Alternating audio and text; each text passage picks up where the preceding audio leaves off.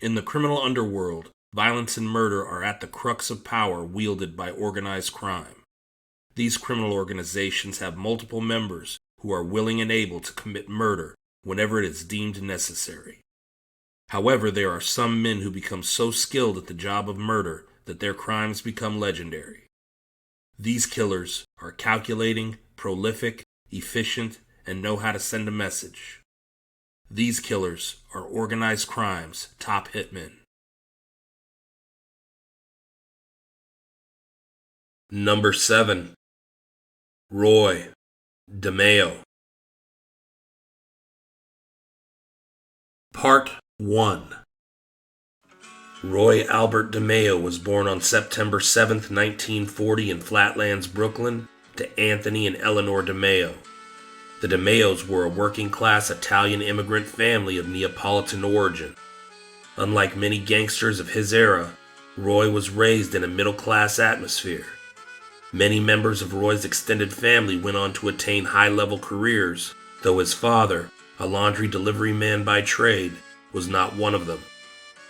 The fourth of 5 children, Roy was overweight as a youngster and would be teased and bullied by the other kids about his weight. These bullies were especially cruel to Roy. Oftentimes, when girls were around, 2 kids would hold Roy's arms, while a third would pull his pants down right in front of girls, embarrassing Roy severely. However, when his older brother, Anthony Chubby DeMeo Jr. caught wind of this, he would put a stop to it immediately. Anthony Chubby DeMeo Jr. was popular in the neighborhood and despite his nickname, was broad through the shoulders and muscular from lifting weights. He was idolized by his little brother Roy. Chubby was fond of his little brother also, and despite Roy's weight problem, would still give him a soda or a milkshake from his job as a soda jerk. Chubby lifted weights constantly, and Roy would soon pick up the hobby from his older brother.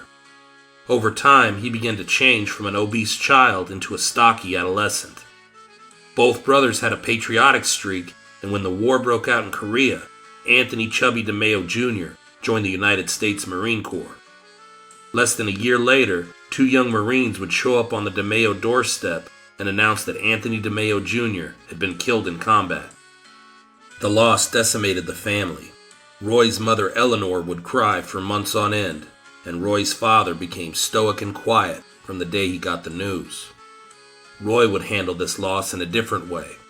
While still a good student at St. Thomas Aquinas Middle School, Roy went from being bullied to becoming the bully himself, teasing and terrorizing the smaller kids, much the way he was terrorized in his earlier years. He would also begin hanging around the Profaci boys from down the street. Their uncle, Joseph Profaci, was the boss of the feared Profaci family, and Roy's father forbade him from hanging around the Profaci home. Roy, however, was awed by the men who would come by and play poker at the home with their nice cars and expensive clothes, and would sit on the porch with the Profaci boys whenever he could to watch this entourage of mafiosos. This would be Roy's first experience with the mafia. DeMeo would enroll at James Madison High School, and despite his bullying attitude with other students, made excellent grades and won awards for attendance. Surprisingly, he was thought of by some as a brown-noser in school, doing whatever it took to win his teachers' approval. The economist Walter Block and future presidential candidate Bernie Sanders were among his classmates. He would also find a job at Banner Dairy, a local grocery store in the neighborhood, and was noted for being a hard worker by the store manager. Due to his weight training regimen, DeMeo had grown incredibly strong and would show off by loading up his bike with twice the load of other employees when he made his deliveries. He would also show off to store employees and shoppers by weight training with 100-pound boxes of Ivory detergent. Roy called it working out with Ivory Large, and it became a ritual at Banner Dairy. Through his job at Banner Dairy, Roy made upwards of $100 a week or more. Roy put his money to work at James Madison High School and began earning money as a loan shark. Despite making good money and earning good grades in school, DeMeo's home life was a struggle. He and his father often argued about many things, including Roy's loan sharking and hanging out with the Profaci boys, who had family ties to the mob. Roy would ignore his father's wishes, and the issues between the two would escalate into physical altercations. Meanwhile, in the street, Roy would solidify his reputation as a tough guy when he beat up a co-worker at Banner Dairy who dwarfed him despite Roy's size. The savage beating struck fear into both his co-workers and the customers who witnessed it. At school, even though his grades were stellar, DeMeo focused on the trades rather than going to med school, which was the wish of his mother, and DeMeo would graduate from James Madison High School in 1959. Roy's father would die of a heart attack on December 12, 1960, when Roy was only 19, and his mother subsequently returned to Italy with Roy's youngest brother to live with relatives near Naples. With no immediate family in the area, Roy continued as an assistant manager at Banner Dairy. However, the bulk of his income now came from loan sharking. He would meet a young lady that caught his fancy named Gladys Britton, and the couple would marry after a short courtship in 1960. Roy would continue to hang out with many of the young guys in the neighborhood, such as the Ferranghi brothers, the Profaci brothers, the DeMeo brothers, and the Doherty brothers. One of the Ferranghi brothers named Frank was an avid gun collector and got Roy interested in firearms. Roy practiced and became very proficient, especially after another friend, John Doherty, who was police trained, gave him some pointers. Roy and his friends frequented a local bar by the name of Phil's Lounge, and Roy began to use Phil's as a headquarters for his loan sharking operation. Roy would strike up a close personal relationship with Freddie DeMeo, a dyslexic, illiterate mechanic who Roy had known since they were kids. DeMeo was a genius when it came to automobiles, and he was also a connected car thief with the Lucchese crime family. Roy had a soft spot for DeMeo, as both were picked on as children and both had lost family members around the same time. DeMeo became a fiercely loyal friend at that time, often saying to others that Roy was the smartest guy he knew. "I would do anything for Roy," DeMeo was remembered as saying. Through Freddie, Roy met a number of new loan shark customers. More importantly, Roy also began to meet members of the Lucchese Mafia who ran many of the local junkyards in Flatlands and Canarsie. These became important connections for Roy, who would soon be getting into the stolen car racket. At a certain point, Roy had so much money coming in from loan sharking, he was able to quit his job at Banner Dairy and go into loan sharking full time. From age 22 on, Roy never worked another legitimate job in his life. Roy then began stealing cars with DeMeo, not because he needed the money, but rather to learn the business. In time, Roy became a fence as well, buying and selling stolen property. It wasn't long after that Roy would receive an invitation to meet with powerful Gambino soldier, Nino Gaggi. It would be a meeting that would change both of their lives. This was because they each had what the other craved. Gaggi, as a member of the Gambino family, had the status and respect that DeMeo longed for. DeMeo, on the other hand, was a huge earner, which impressed Gaggi. Roy DeMeo had his sights set on joining the Mafia, and while opportunities had already presented themselves with the smaller Lucchese branch, DeMeo was far more interested in the larger and more sophisticated Gambino family. Roy knew Nino was his ticket, and thus would go on record with Gaggi, becoming a Gambino family associate. The two would become involved in a number of money-lending ventures together, becoming partners and friends. Around this time, Roy would begin to build his crew. The first member of the DeMeo crew was a 16-year-old kid named Chris Rosenberg, whom DeMeo met in 1966 while he was dealing marijuana at a Canarsie gas station. DeMeo helped Rosenberg increase his business and profits by loaning him money so that he could deal in larger amounts. By 1972, Rosenberg had introduced his friends to DeMeo, and they began to work for him as well. The additional members of the crew came to include Joseph and Patrick Testa, Anthony Center, Henry Borelli, Joseph Dracula Guglielmo, who was DeMeo's cousin, Freddie DeMeo, his brother Richard, and later Vito Arena and Carlo Profeta. Also around this time, Phil's Lounge, where Roy had headquartered his operation, began to have money trouble. It was owned by DeMeo friend Charles Doherty. Roy became a secret partner in the bar, and it was renamed the Gemini Lounge. Roy's financial fortunes continued to improve, and he was able to build a 2-story house in Massapequa Park, a well-to-do neighborhood where Roy was known as both a kind and helpful neighbor. Roy even chased out the local potheads, preventing them from throwing parties in the forest near the neighborhood. DeMeo then joined a Brooklyn credit union that same year, gaining a position on the board of directors shortly afterward. He utilized his position to launder money earned through his illegal ventures. He also introduced colleagues at the credit union to a lucrative side business, laundering the money of drug dealers he had become acquainted with. DeMeo also built up his loan sharking business with funds stolen from credit union reserves. DeMeo's collection of loan shark customers, while still primarily those in the car industry, soon began to include businesses such as a dentist office, an abortion clinic, restaurants, and flea markets. He was also listed as an employee for a Brooklyn company named S&C Sportswear Corporation, which he had used to show income when tax time rolled around. While managing to stay low-key early on, Roy and Nino's name would turn up on a police report for the first time. First, someone at Brooklyn Borough Credit Union made a complaint about what was going on there. Then, an informant stated that two individuals named Roy and Nino had muscled into a company that processed X-rated films. No last names were listed in the report. Paul Rothenberg, the owner of the company, was being extorted by Gaggi and DeMeo. Eventually, Rothenberg's company was raided and law enforcement began questioning him about payouts to Gaggi and DeMeo. Fearful that Rothenberg would cooperate, Gaggi gave DeMeo the contract to kill him.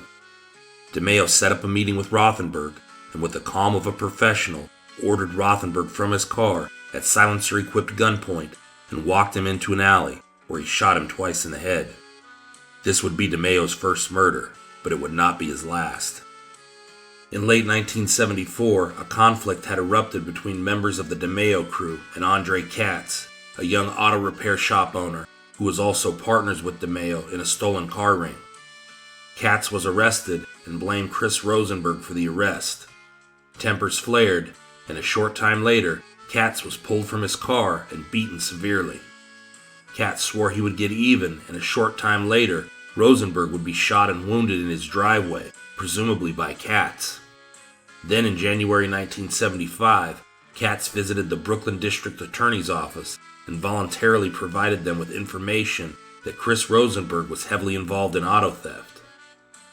DeMeo learned of the meeting immediately after it happened from an auto crimes detective on his payroll. A decision was then made by DeMeo to silence Katz.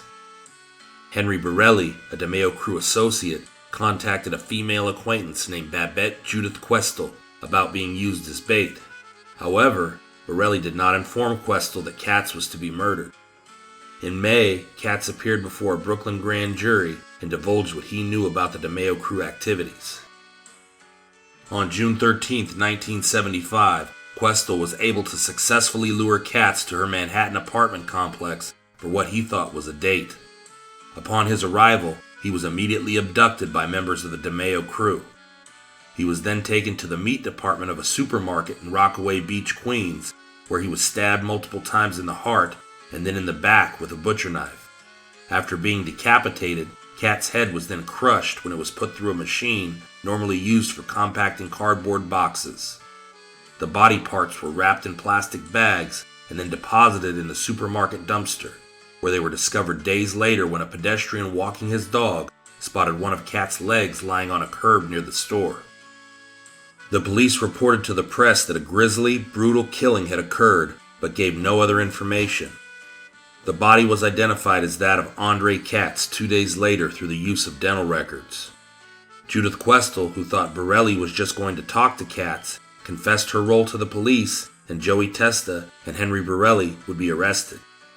However, lawyers would call Questel's testimony into question, and with no physical evidence linking them to the crime, Borelli and Testa would be acquitted. The next murder Roy committed was one he and Nino smartly kept quiet about. This was because the man they murdered, whose name was Joseph Brocchini, belonged to another mafia family. The 43-year-old Lucchese soldier was shot 5 times in the head inside of his office by DeMeo and Henry Borelli in Woodside, Queens. This was a result of previously arguing with and punching DeMeo. The murder was made to look like a robbery gone wrong by DeMeo, and there were no consequences, legal or otherwise, for this killing. DeMeo also helped his mentor Nino Gaggi settle an old personal score by murdering Vincent Governara, a former boxer and neighborhood tough guy who made sexually harassing remarks to Gaggi's sister-in-law. He then beat down Gaggi himself when Gaggi tried to intervene. The 34-year-old Governaro was shot multiple times by DeMeo and Nino Gaggi, while Gaggi's nephew Dominic Montiglio looked on. As the 1970s continued, DeMeo cultivated his followers into a crew experienced with the process of murdering and dismembering victims. With the exception of killings intended to send a message, or murders that presented no other alternative, a set method of execution was established by DeMeo and his crew to ensure that victims would be dispatched quickly, then made to disappear. The style of execution was dubbed the Gemini method after the Gemini Lounge, which was the primary hangout of the DeMeo crew, as well as the site where most of the crew's victims were killed. The process of the Gemini method, as revealed by multiple crew members and associates who became government witnesses in the early 1980s, was to lure the victim through the side door of the lounge and into the apartment in the back portion of the building. At this point, a crew member, almost always DeMeo, would approach with a silenced pistol in one hand and a towel in the other, shooting the victim in the head, then wrapping the towel around the victim's head wound like a turban to staunch the blood flow. Immediately after, another crew member, often Chris Rosenberg, would stab the victim in the heart to prevent more blood from pumping out of the gunshot wound. By then, the victim would be dead, at which point the body would be stripped of clothing and dragged into the bathroom, where the remaining blood drained out or would congeal within the body. This was to eliminate the messiness of the next step, when crew members would place the body onto plastic sheets laid out in the main room and proceed to dismember it, cutting off the arms, legs, and head. The body parts would then be put into bags, placed in cardboard boxes, and sent to the Fountain Avenue dump in Brooklyn. So many tons of garbage were dropped each day at the dump that it would be nearly impossible for the bodies to be discovered. During the initial stages of an early 1980s federal and state task force targeting the DeMeo crew, a plan by authorities to excavate sections of the dump to locate remains of victims was aborted when it was deemed too costly and unlikely to locate any meaningful evidence. The landfill opposite the Starrett City apartment complex on Pennsylvania Avenue in the East New York section of Brooklyn, across from the Belt Parkway, was closed in 1985 and since capped over. All signs that a landfill had existed are gone, replaced by parkland.